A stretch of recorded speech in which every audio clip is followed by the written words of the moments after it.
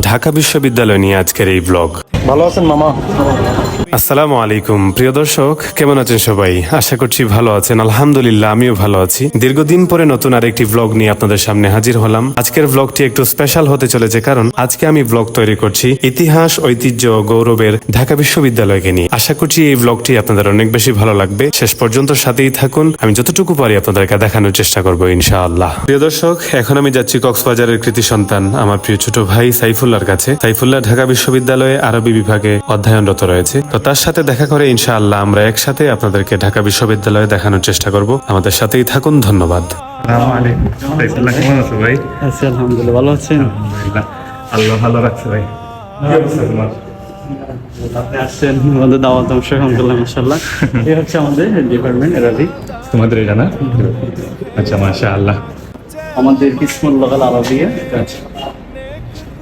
প্রিয় দর্শক, বৃষ্টি স্নাত দিনে চমৎকার পরিবেশে সাইফুল্লাহকে সাথে নিয়ে বের হলাম। এখন আমরা পুরো ঢাকা বিশ্ববিদ্যালয় ঘুরে ঘুরে দেখব। তার আগে চলুন সংক্ষেপে ঢাকা বিশ্ববিদ্যালয় সম্পর্কে কিছু তথ্য জেনে নেওয়া যাক। ঢাকা বিশ্ববিদ্যালয়, যার সংক্ষিপ্ত নাম হলো ঢাবি, এই বিশ্ববিদ্যালয় বাংলাদেশের প্রাচীন সরকারি বিশ্ববিদ্যালয়। ঢাকা বিশ্ববিদ্যালয় বাংলাদেশের একটি স্বায়ত্তশাসিত সরকারি বিশ্ববিদ্যালয়। প্রিয় দর্শক, এই বিশ্ববিদ্যালয়টি 1921 সালের 1 জুলাই তদানীন্তন ব্রিটিশ ভারতের অক্সব্রিজ শিক্ষা ব্যবস্থা অনুসরণে এটি স্থাপিত হয়। প্রিয় দর্শক, সূচনা লগ্নে বিভিন্ন প্রথিতযশা বৃদ্ধিদারী ও বিজ্ঞানীদের দ্বারা কঠোরভাবে মান নিয়ন্ত্রিত হবার প্রেক্ষাপটে এটি প্রাচ্যের অক্সফোর্ড নামে স্বীকৃতি পায়। এ বিশ্ববিদ্যালয়ের নীতিবাক্য হচ্ছে সত্যের জয় সুনিশ্চিত, আর স্লোগান হচ্ছে শিক্ষাই আলো। প্রিয় দর্শক, এই মুহূর্তে আমরা কবি জসীমউদ্দিন হলের সামনে দাঁড়িয়ে আছি। ওই যে দূরে দেখা যাচ্ছে আমাদের বাংলা ও বাঙালির কবি পল্লী কবি জসীমউদ্দিনের ছবি। কবি জসীমউদ্দিন হল ঢাকা বিশ্ববিদ্যালয়ের 10ম আবাসিক হল। তিনি আমাদের গ্রামীণ ঐতিহ্যের রূপ রস নিংড়ে নিয়ে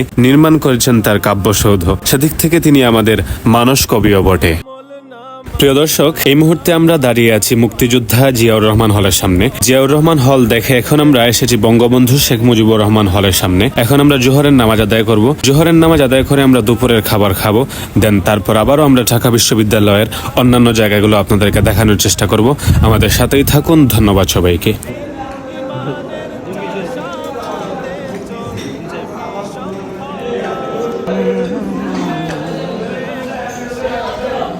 আলহামদুলিল্লাহ। প্রিয় দর্শক, আমরা দুপুরের খাবার শেষ করে একটা রিক্সা নিয়ে ঢাকা বিশ্ববিদ্যালয়ের অলিগলি ঘুরে ঘুরে দেখলাম। এখন আমরা যাব জাতীয় কবি কাজী নজরুল ইসলামের সমাধিস্থলে। আমাদের সাথেই থাকুন, দেখতে থাকুন, ধন্যবাদ সবাইকে।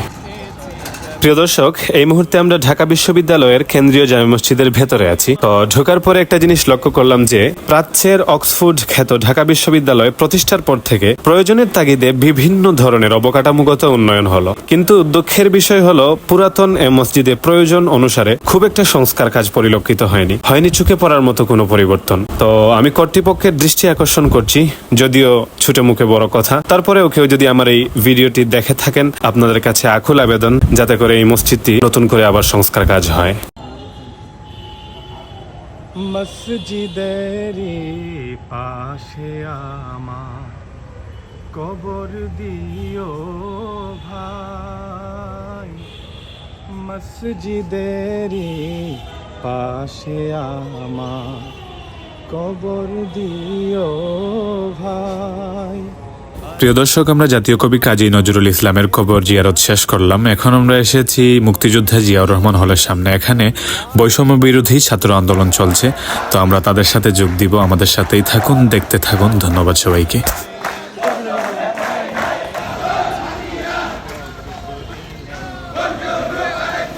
বৈষম্য বিরোধী ছাত্র আন্দোলন। বৈষম্য বিরোধী ছাত্র আন্দোলন হলো বাংলাদেশের সাধারণ শিক্ষার্থীদের একটি সংগঠন। 2024 সালে বাংলাদেশে কোটা আন্দোলনের সময় শিক্ষার্থীদের সমন্বয়ে এটি গঠিত হয় এবং এটি কোটা সংস্কার আন্দোলন ও পরবর্তীতে অসহযোগ আন্দোলনের নেতৃত্ব দেয়। এই সংগঠনটির প্রতিষ্ঠার পর থেকে একাধিক সমন্বয়কে এই সংগঠনের নেতৃত্বে দেখা গেছে। তো তাদের মধ্যে অন্যতম হলেন ঢাকা বিশ্ববিদ্যালয়ের শিক্ষার্থী নাহিদ ইসলাম, রিফাত রশিদ, সারজিদ আলম, হাসনাত আবদুল্লাহ, আসিফ মাহমুদ, আবু বকর মজুমদার ও জাহাঙ্গীর জাহাঙ্গীরনগর বিশ্ববিদ্যালয়ের শিক্ষার্থী আরিফ সুহেল এবং অন্যান্য। 14 জুলাই আন্দোলনরত শিক্ষার্থীরা ঢাকায় গণপদযাত্রা করে রাষ্ট্রপতি মোহাম্মদ শাহাবুদ্দিন বরাবর স্মারকলিপি প্রদান করে। ওই দিন তৎকালীন প্রধানমন্ত্রী শেখ হাসিনা তার এক বক্তব্যে কোটা আন্দোলনকারীদের রাজাকারের নাতিপুতি হিসেবে অবহিত করে। হাস্যকর ব্যাপারটা। প্রধানমন্ত্রীর বক্তব্যের প্রতিক্রিয়া হিসেবে আন্দোলনকারী শিক্ষার্থীরা ব্যঙ্গ করে বলতে শুরু করলো, তুমি কে আমি কে, রাজাকার রাজাকার, কে বলেছে স্বৈরাচার স্বৈরাচার, এবং চাইতে গেলাম অধিকার, হয়ে গেলাম রাজাকার। এই স্লোগানের সাথে সাথে সবাই রাজপথে নেমে পড়লো এবং সারা বাংলা উত্তাল হতে শুরু করলো। 6 আগস্ট বৈষম্য বিরোধী আন্দোলন লং মার্চ টু ঢাকা কর্মসূচি ঘোষণা করে। তবে এই পরিস্থিতি বিবেচনায় আন্দোলনকে ঘিরে 5 আগস্ট অনেক জেলায় পাল্টাপাল্টি ধাওয়া, সংঘর্ষ এবং গোলাগুলির ঘটনা ঘটে। এতে অনেক মানুষ মারা যায়।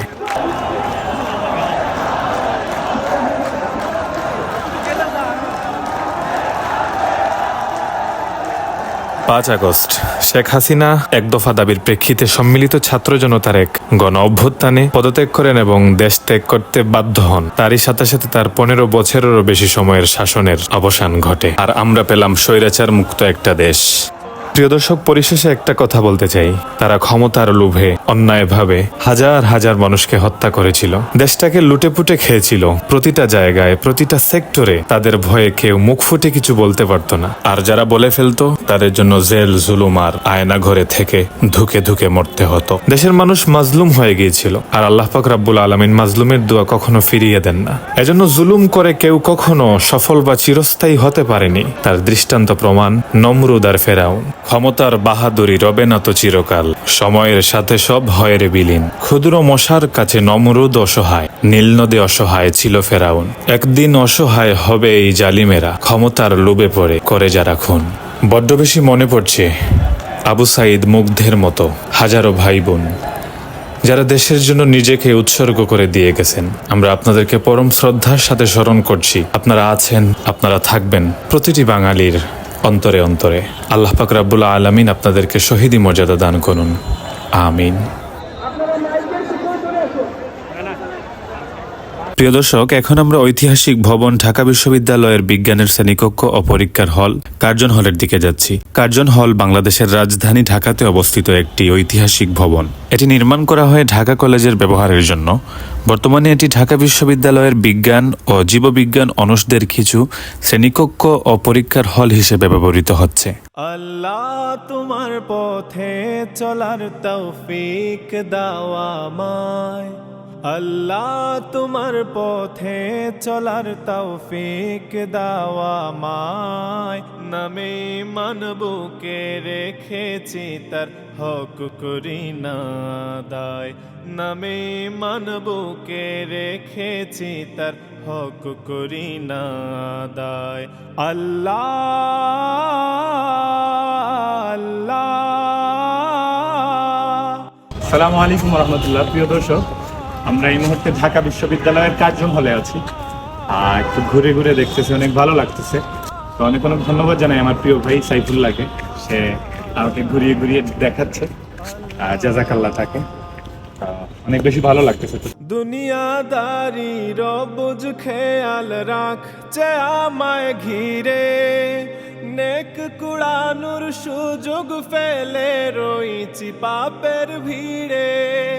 মিছে মিছি ও জোরছ তোয় ভুলে থাকে তোমায়। প্রিয় দর্শক, এখন আমরা কার্জন হলের সামনে একটা গজল গাইবো, আশা করছি আপনাদের ভালো লাগবে।